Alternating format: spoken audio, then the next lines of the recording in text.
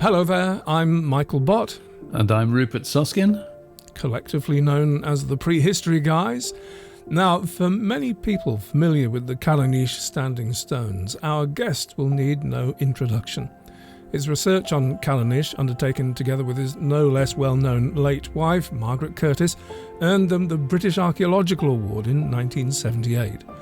And it's likely many will be aware of, if not own, his book Callanish and other megalithic sites of the Outer Hebrides, or any other of his megalithic-themed volumes about stone circles in general, the megalithic sites of Brittany, and all the ancient earthworks of Wessex.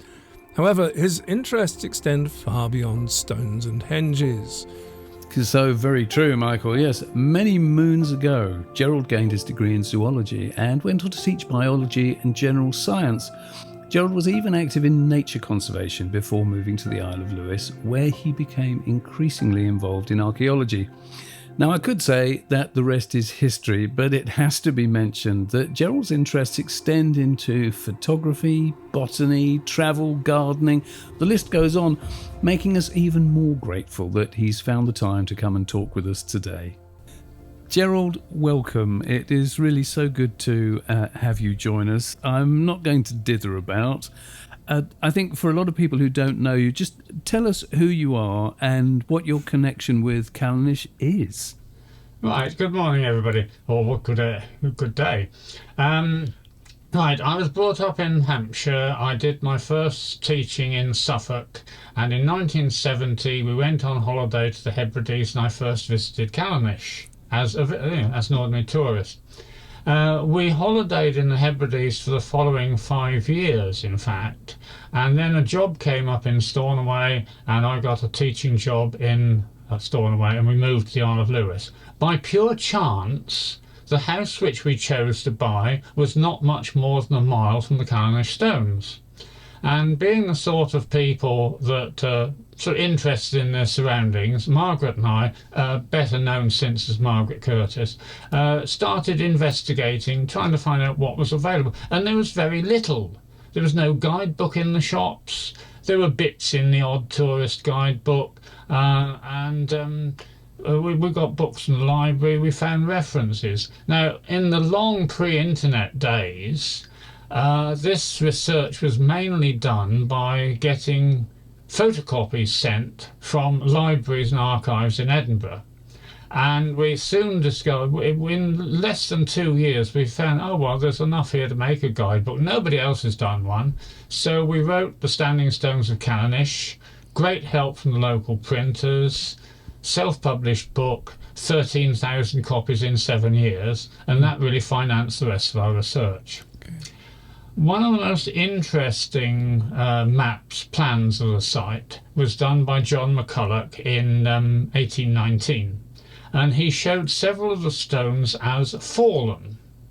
And various people, including Professor Tom, looked at this and thought, those stones are fallen in 1819, they're not fallen now, somebody's been round and re-erected them. Callanish is a restored site. So, in fact, we were able to prove that untrue, because, in fact, Callanish had been enveloped in peat. There's a famous illustration from Henry Callender's paper showing the locals cutting the peat among the stones. And then there's the absolutely iconic image of Callanish in Henry James's book, not the other Henry James, Sir Henry James, Chief of the Ordnance Survey.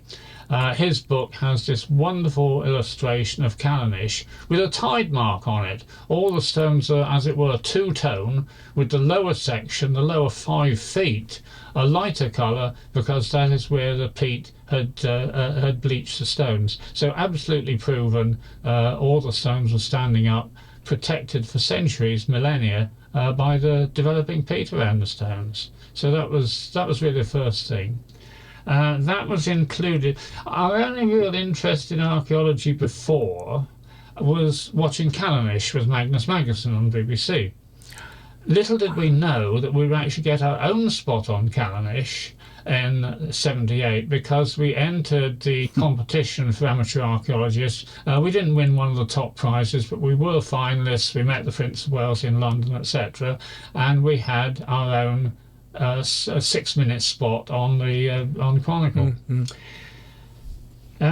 The as the most the thing, if you're going around talking to people on site, the thing that really amuses them is stone 19. It's the tallest stone at the north end of the avenue. It was obvious from drawings done in the 1800s that it had some point lost the top. And we measured all the stones. I went up a step ladder, yeah, sure, a very clean break at the top. And with that, Margaret said, I think I found the top of that. And she picked up a rock from a low wall and handed it to me. I went up the step ladder. It was a perfect fit. Oh, my Lord. Some years later, one of the officials came, one of the workmen came along, glued it back in place, and there was a picture on the front page of the Stornoway Gazette labelled "Tip for the Top." So if you look at stone 19 now, you can actually tell the top bit has been joined back on. So it always amuses people. Much more significant, stone 33A. Palmer, we know very little about Palmer. In fact, his plan is only available in Edinburgh as a tracing. But the interesting thing is that the east row, all his measurements are correct, we checked them. There's stone 30, 31, 32, 33. Then there's one more stone, 19 feet further on. Fortunately, the other side of the site fence. Croftland occupied by our postman. So we tell the postman about it. He said, let's go and get a spade. No, they're going to do this professionally. Now, I'm not sure the word geophysics existed then, but we did primitive geophysics in that we laid out a 3-metre square grid. We got a metal rod graduated in centimetres, and we probed all across that grid. It was a couple of days that I had a teaching holiday and the children didn't, one February. And this probe went down 20 or 30 centimetres most of the time, and occasionally it just went plunk about 5 or 10 centimetres. Yeah. And by that means we were able to lay out the shape of the stone underneath there. 3 years later, it was excavated when Patrick Moore brought his team up. 2 years after that, all the legalese to move the fence, the stone was re-erected. So if you go to Callanish stones today, there are 48 standing stones, 49 standing stones instead of 48, one of which would not have been found without the documentary research which we'd been doing. So Stone 33A dominated my life for 5 years. Yeah, well, of course. It's incredible, and I'd love to hear all of these stories. I'd love to hear all of these anecdotes, and I'm sure many people out there would love to. So, please, we'd love to have you back to explore, because there's nothing like that kind of intimacy with a place when you live almost on top of it, and you've got that time and ability to examine a place so intimately and in such detail. It's quite extraordinary, quite unusual. The advantage of living locally on site, knowing the local people. Yeah. On one occasion, we got one of our neighbours in and spread out this Gallic map and said, can you find some of the place names may help? And he said, oh, that's an interesting one. Now, my pronunciation is something like Drumnahan Cloicha, which means ridge of the one stone. So we walked up on this ridge, and sure enough, there's a broken, fallen megalith on that spot. We later found it was mentioned in a travel book in the 1930s.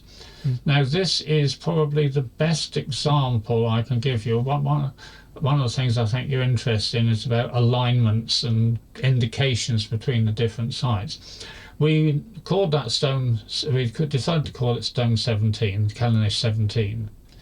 And if you stand there and look in a southerly direction, you will see the Standing Stones of Callanish 4, and in the distance a very obvious V notch in the Harris Mountains. And when you do the horizon profiles, we did a great deal of this, theodolite work, horizon profiles with the camera, doing all the calculations on a programmable handheld calculator long before home computers, and we produced these diagrams. And the diagram there showed the moon at the most southern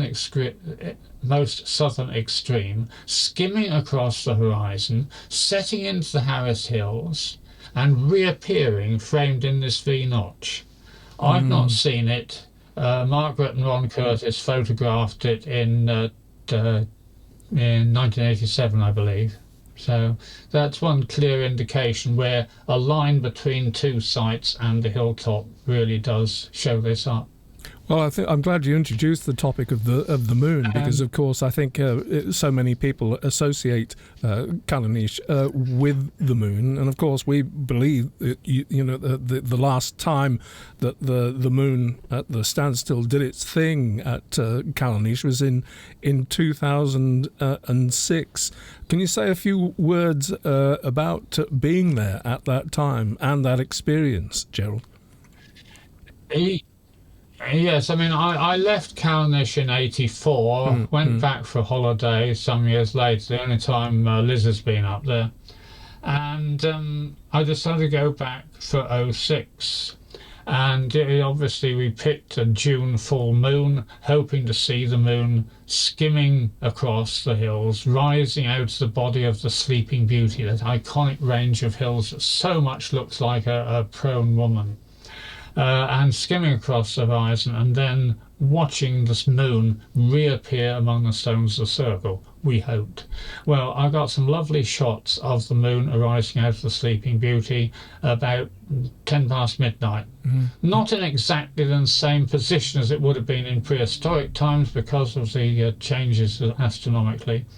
But sadly the clouds came up, the moon disappeared, and we didn't see it. But it was a magic evening. There were a lot of people.